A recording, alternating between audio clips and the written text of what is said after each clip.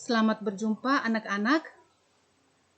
Pada awal pembelajaran kita hari ini, Ibu akan memperkenalkan Bapak Ibu guru yang mengajar IPA kelas 9. Yang pertama, Ibu Apolonia Dadi, biasa dipanggil Ibu Oni, saya sendiri. Saya mengajar kelas 9A, B, C, dan D. Yang kedua, Ibu Yohana Ramete, biasa dipanggil Ibu Yo. Yang ketiga, Ibu Skolastika Luruk, biasa dipanggil Ibu Tika. Dan yang keempat, Pak Yosep Usboko, biasa dipanggil Pak Yos. Pada awal pertemuan kita hari ini, mari kita awali dengan doa sesuai dengan agama dan keyakinan kita masing-masing. Berdoa mulai.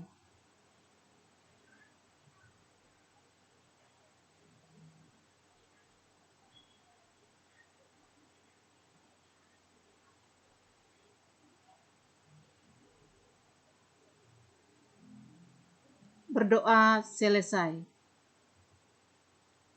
Materi IPA yang kita akan belajar pada semester ganjil ada 5 pokok bahasan.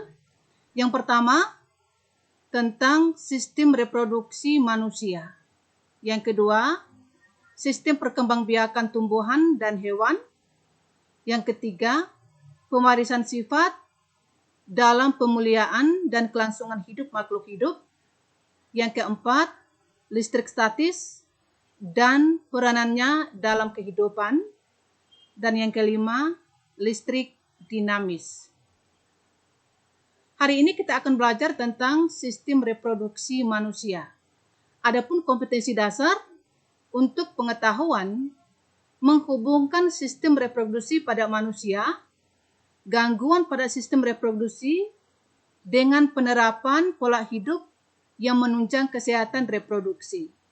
Sedangkan kompetensi keterampilan menyajikan hasil penelusuran informasi dari berbagai sumber terkait kesehatan dan upaya pencegahan gangguan pada organ reproduksi.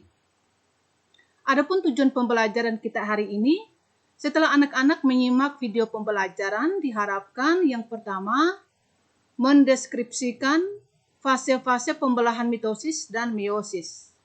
Yang kedua, menjelaskan ciri setiap fase pembelahan mitosis dan meiosis. Yang ketiga, menjelaskan karakteristik sel anakan hasil pembelahan mitosis dan meiosis. Yang keempat, mengidentifikasi organ-organ penyusun sistem reproduksi pada laki-laki dan perempuan. Yang kelima, menjelaskan fungsi organ-organ penyusun sistem reproduksi pada laki-laki dan perempuan. Dan yang keenam, mengidentifikasi proses pembentukan sperma atau spermatogenesis dan proses pembentukan sel telur atau oogenesis. Materi yang kita akan belajar pada pertemuan pertama kali ini ada 3 subpokok bahasan, yaitu yang pertama, pembelahan sel, yang kedua, struktur organ reproduksi manusia, dan yang ketiga, pembentukan sel kelamin atau gametogenesis. Kita mulai dengan pembelahan sel. Apa itu pembelahan sel? Jadi pembelahan sel adalah suatu proses yang membagi suatu sel induk menjadi 2 atau lebih sel anak dengan cara membelah diri, baik organisme seluler maupun multiseluler. Pembelahan sel bertujuan dalam pertumbuhan, perbaikan jaringan yang rusak, dan juga sebagai reproduksi. Pembelahan sel dapat dibedakan menjadi 2 cara, yakni pembelahan mitosis dan pembelahan meiosis.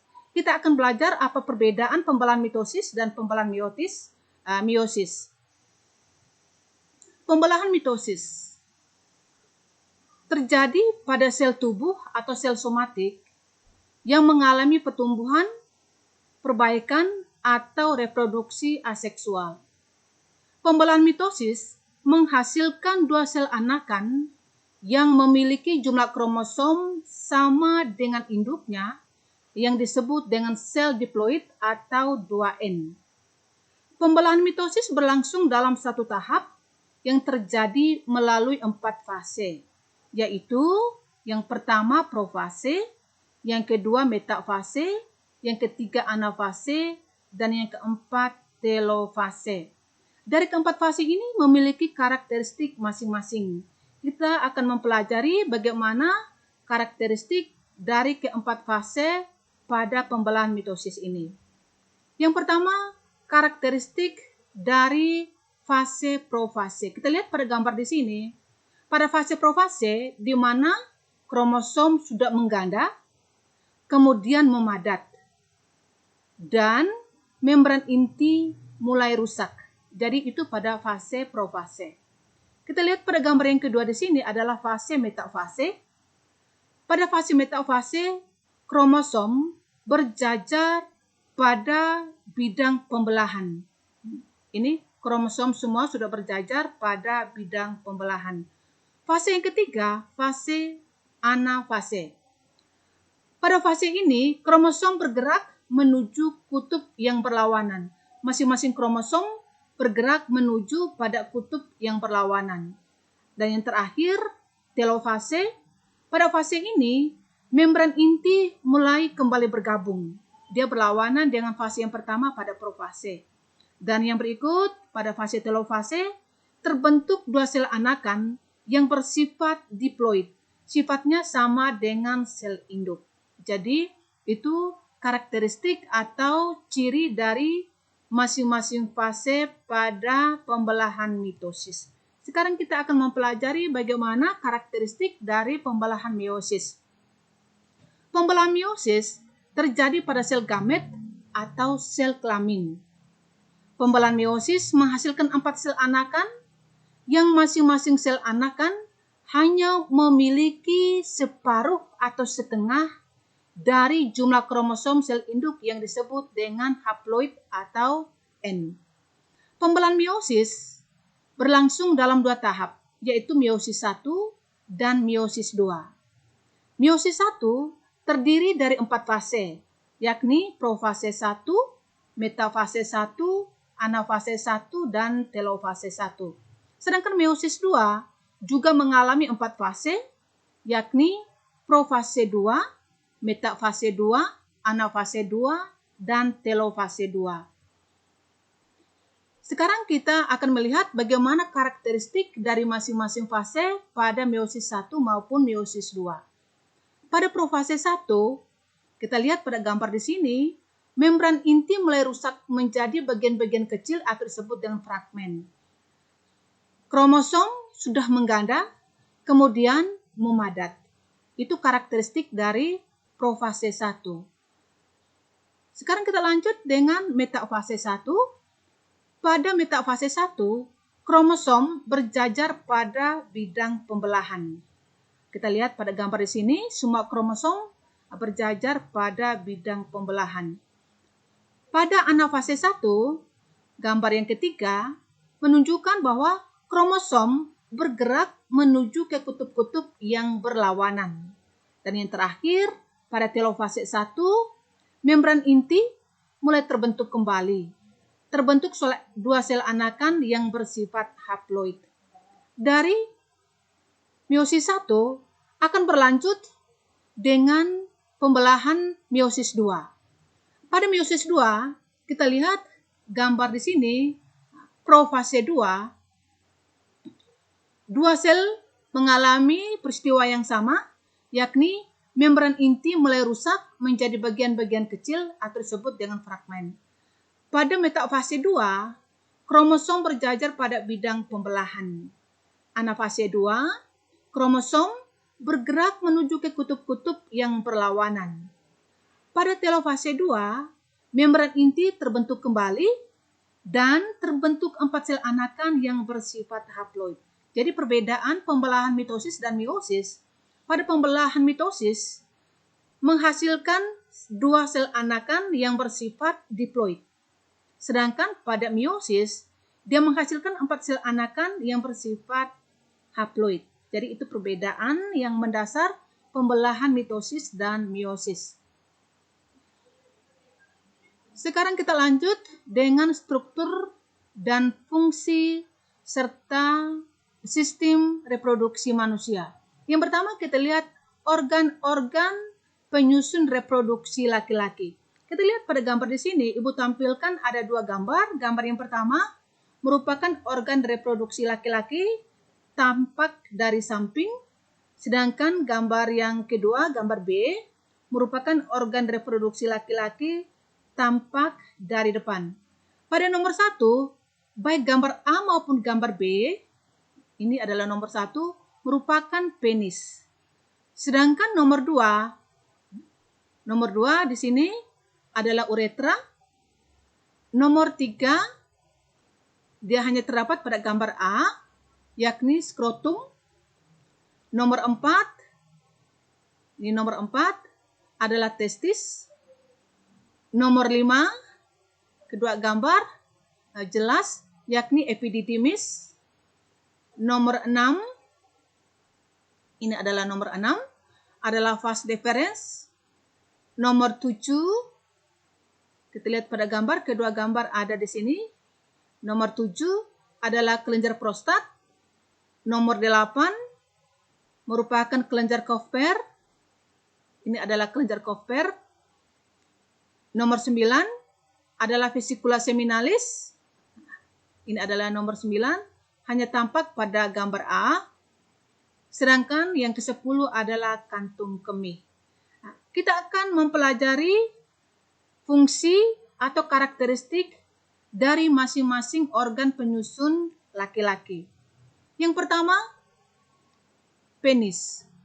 Penis merupakan organ reproduksi pria bagian luar yang berfungsi sebagai saluran kencing dan saluran sperma.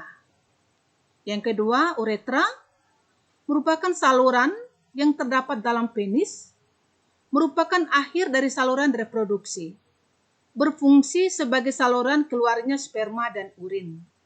Yang ketiga, skrotum merupakan bagian seperti kantung yang di dalamnya terdapat testis, berfungsi menjaga suhu testis agar sesuai untuk produksi sperma. Yang keempat, testis merupakan bagian yang bentuknya bulat telur yang tersimpan dalam skrotum, berfungsi untuk memproduksi sperma dan hormon testosteron.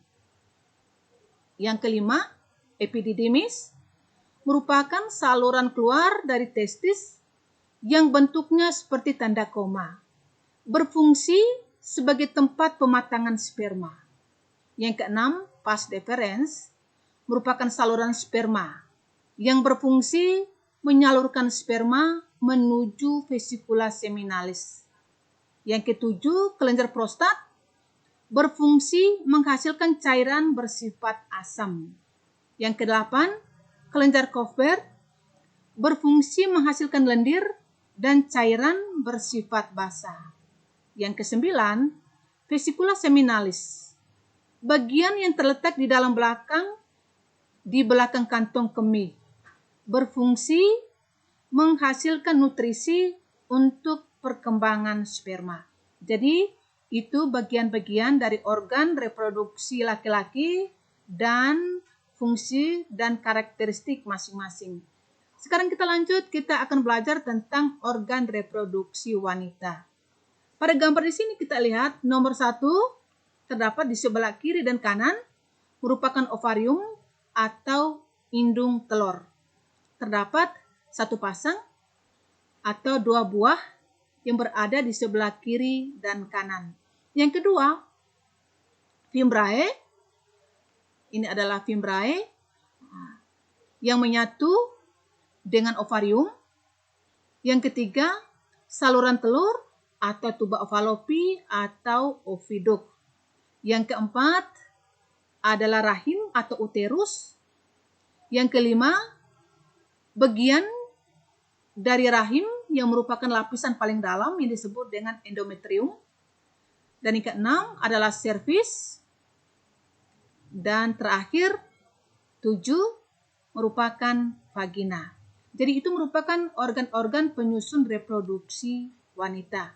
kita akan belajar bagaimana karakteristik serta fungsi dari organ-organ penyusun reproduksi wanita. Yang pertama, ovarium. Berjumlah sepasang, terletak di sebelah kanan dan kiri rahim, dan berfungsi menghasilkan sel telur atau ovum, dan juga menghasilkan hormon estrogen dan progesteron. Yang kedua, fimbriae. Struktur berjumbai seperti jari jemari yang berfungsi menangkap sel telur. Yang ketiga, tuba Fallopi, merupakan saluran yang menghubungkan ovarium dengan rahim, berfungsi sebagai jalannya ovum menuju uterus, dan juga tempat terjadinya pembuahan atau fertilisasi. Yang keempat, rahim atau uterus, berfungsi sebagai tempat berkembangnya janin selama kehamilan. Yang kelima, endometrium, merupakan lapisan paling dalam dari rahim dan meluruh saat menstruasi. Yang keenam, serviks atau leher rahim, merupakan struktur rahim bagian bawah yang menyempit dan membuka ke arah vagina. Dan yang ketujuh, vagina, saluran yang menghubungkan lingkungan luar dengan rahim, saluran yang mengalirkan darah menstruasi, dan saluran keluarnya bayi. Sekarang kita akan belajar tentang pembentukan sel kelamin. Proses pembentukan sel kelamin disebut dengan gametogenesis. Proses pembentukan sel sperma pada laki-laki disebut dengan spermatogenesis, sedangkan proses pembentukan sel telur pada wanita disebut oogenesis. Apa perbedaan spermatogenesis dan oogenesis? Kita akan belajar lebih lanjut. Yang pertama, spermatogenesis. Spermatogenesis dimulai ketika anak laki-laki mulai masuk masa pubertas dan terus berlangsung semasa hidupnya atau seumur hidup. Yang kedua, tanda bahwa sistem reproduksi pada laki-laki telah matang adalah keluarnya cairan mani dari penis. Biasanya, cairan mani keluar pada saat anak laki-laki mengalami mimpi basah. Mimpi basah pada umumnya terjadi saat berusia 10-14 tahun dan berlangsung seumur hidup.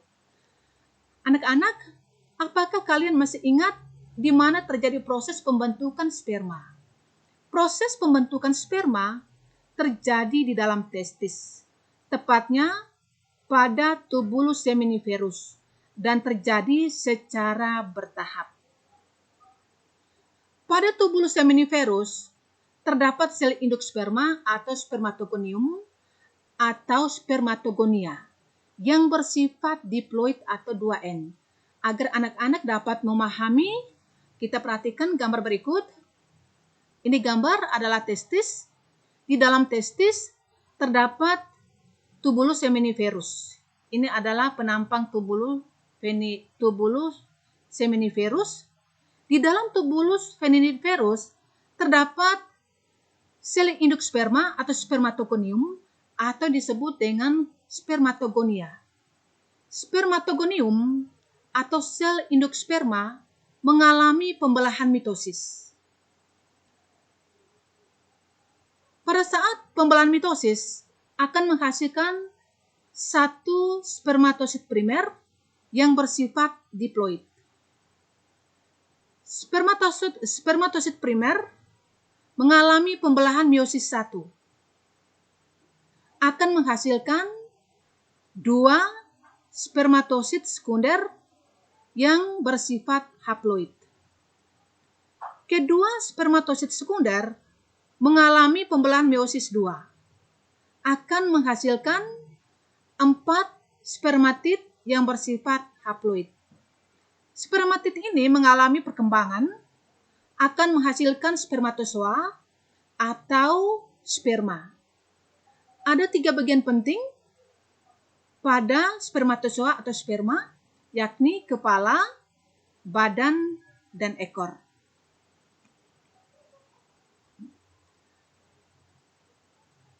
Sekarang kita lanjut tentang oogenesis. Proses oogenesis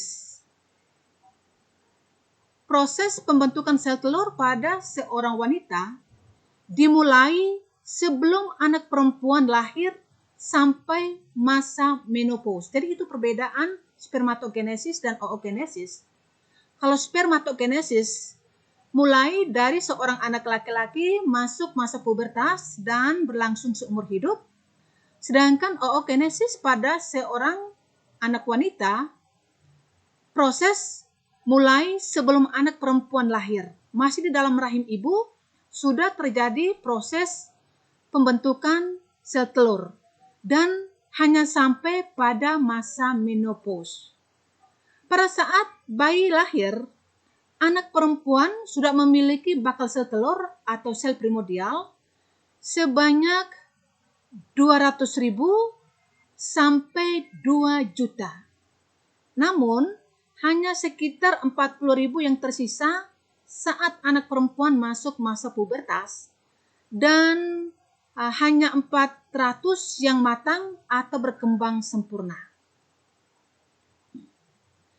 Agar anak-anak lebih memahami pembelahan proses pembentukan oogenesis, kita perhatikan gambar berikut.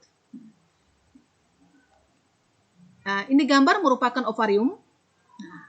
Di dalam ovarium terdapat folikel. Ini merupakan folikel yang berukuran kecil dengan calon bakal sel telur atau ovum di dalamnya. Jadi di dalam folikel ini, di dalam folikel terdapat bakal sel telur atau disebut dengan folikel primordial. Ini merupakan folikel primordial. Folikel primordial berkembang semakin besar menjadi folikel primer. Jadi folikel primordial merupakan folikel yang masih berukuran kecil yang di dalamnya terdapat calon bakal sel telur. Folikel primordial mengalami perkembangan akan menghasilkan folikel primer. Kemudian folikel primer ini terus mengalami perkembangan menjadi folikel sekunder yang akhirnya menjadi folikel matang di mana di dalamnya terdapat sel telur atau ovum.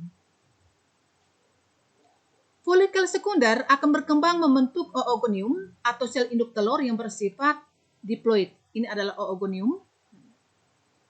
Oogonium mengalami pembelahan mitosis membentuk oosit primer yang bersifat diploid atau 2N. Jadi, seorang bayi perempuan yang dilahirkan sudah memiliki oosit primer. Namun perkembangannya terhenti sampai seorang anak perempuan itu mengalami masa pubertas. Pada masa pubertas, oosit primer mengalami pembelahan meiosis 1, membentuk satu oosit sekunder yang bersifat haploid dan satu polosit yang bersifat haploid. Di sini oosit primer mengalami pembelahan meiosis 1. Dia menghasilkan dua sel yang berukuran tidak sama, di mana ukuran yang lebih besar merupakan oosit sekunder, sedangkan ukuran yang lebih kecil merupakan polosit atau badan polar. Polosit mengalami pembelahan meiosis 2, menghasilkan dua polosit. Ini pada skema di sini, polosit atau badan polar ini mengalami pembelahan meiosis 2, dia akan menghasilkan dua polosit, sedangkan oosit sekunder mengalami pembelahan meiosis 2, membentuk satu ootit yang bersifat haploid dan satu polosit. Ootit berkembang menjadi ovum atau sel telur. Pada akhir peristiwa oogenesis, dari satu sel induk telur atau ovum menghasilkan satu sel telur yang fungsional dan 3 badan polar yang tidak fungsional. Jadi ini perbedaan yang paling mendasar antara proses pembentukan sperma dan proses pembentukan sel telur. Di mana pada proses pembentukan sperma, dari satu sel sperma, dia akan menghasilkan 4 sel sperma yang fungsional. Sedangkan pada proses pembentukan sel telur, dari satu sel telur, dia hanya menghasilkan 1 sel telur yang fungsional dan 3 sel telur yang tidak fungsional. Jadi ini perbedaan yang paling mendasar antara proses pembentukan sperma dan proses pembentukan sel telur atau ovum. Di sini kita lihat pada tabel perbedaan yang paling mendasar antara spermatogenesis dan oogenesis. Yang pertama, tempat spermatogenesis terjadi di dalam testis, sedangkan oogenesis terjadi di dalam ovarium. Perbedaan yang kedua, spermatogenesis prosesnya terjadi pada pria sejak masa pubertas dan berlangsung seumur hidup. Sedangkan oogenesis terjadi sejak dalam kandungan ibu sampai masa menopause. Perbedaan yang ketiga, spermatogenesis menghasilkan 4 sperma fungsional, sedangkan oogenesis hanya menghasilkan 1 ovum fungsional dan 3 badan polar atau 3 badan kutub yang tidak fungsional. Jadi itu perbedaan yang paling mendasar antara spermatogenesis dan oogenesis. Anak-anak, materi kita hari ini sudah selesai. Kita akan belajar minggu depan dengan materi tentang menstruasi dan penyakit pada sistem reproduksi manusia. Pada akhir kegiatan pembelajaran kali ini, kalian mengerjakan kuis di Google Classroom sebagai nilai tugas. Batas waktu pengiriman jam 18 atau jam 6 sore. Nilai akan dimuat di grup kelas dan itu sebagai nilai tugas. Nah, Ibu harap anak-anak bisa mengambil waktu setelah tayangan ini langsung kerja tugas pada Google Classroom. Untuk penilaian keterampilan, anak-anak diminta membuat poster pencegahan penyakit seksual. Jadi anak-anak bisa mencari di internet bagaimana cara membuat poster, lalu anak-anak berkreasi dengan ide untuk menghasilkan suatu poster sebagai nilai keterampilan. Poster itu mencakup cara pencegahan agar tidak terkena penyakit reproduksi. Ibu minta anak-anak bisa cari di Google, lalu anak-anak kreasi, kirim ke WA guru mata pelajaran masing-masing. Untuk penilaian keterampilan dikumpul sejak hari Senin tanggal 19 Juli 2021 sampai hari Sabtu tanggal 24. Jadi diberi kesempatan 1 minggu, anak-anak bisa mengerjakan penilaian keterampilan berupa membuat poster. Jadi itu hal penting yang anak-anak harus perhatikan dan anak-anak harus kerja, tugas, dan membuat poster. Pertemuan kita hari ini berakhir. Kita akan mengakhiri dengan doa sesuai dengan agama dan keyakinan kita masing-masing. Berdoa mulai.